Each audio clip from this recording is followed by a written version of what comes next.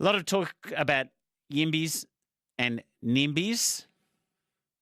The actual Yimby organisation has a lead organiser. You might have heard on the radio before. Yimby in Melbourne. Often the spokesman is Jonathan O'Brien. Thanks for joining us. Thanks for having me, Ralph. What do you make of the changes as far as we know them?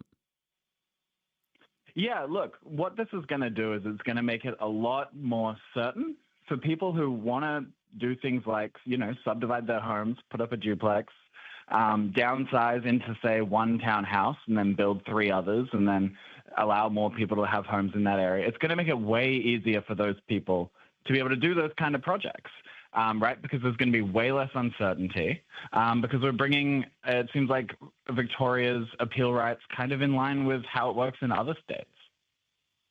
What about losing third-party rights? So if it's next to me and it's the neighbouring house, I won't have it really any say. Also, if it's a low-rise development down the street from me, I won't be able to object.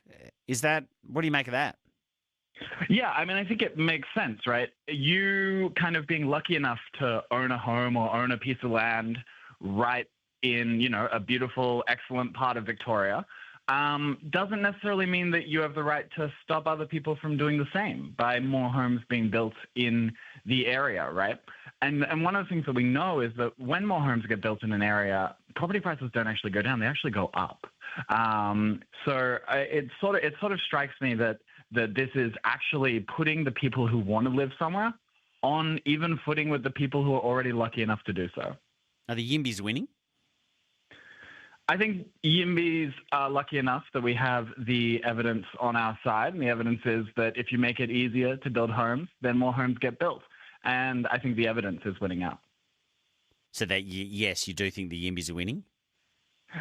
I think this is good policy, and I think this is policy that we've been pushing for a few years. I think Yimbyism is certainly taking a mainstream hold in Australia, and I think that's a good thing because we speak for really the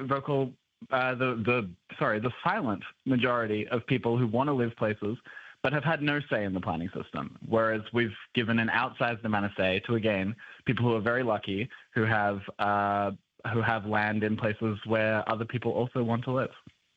A lot of people texting me saying a lot of these third-party appeal rights have already gone. Low-rise stuff you already can't object to. Do you agree we've made changes recently? Yeah, we've made some changes recently around the townhouse code in terms of if something complies, it goes ahead. The Planning Act changes really take a lot of that and move it into sort of a codified space within the legislation. At least is my understanding, because as we all know, the planning system is very much like a patchwork. So yeah, in some cases, appeal rights have already been gone, and you know what? Nothing's gone particularly wrong, except a few more homes are getting built in Victoria than anywhere else in the country. Thanks for your time, Jonathan.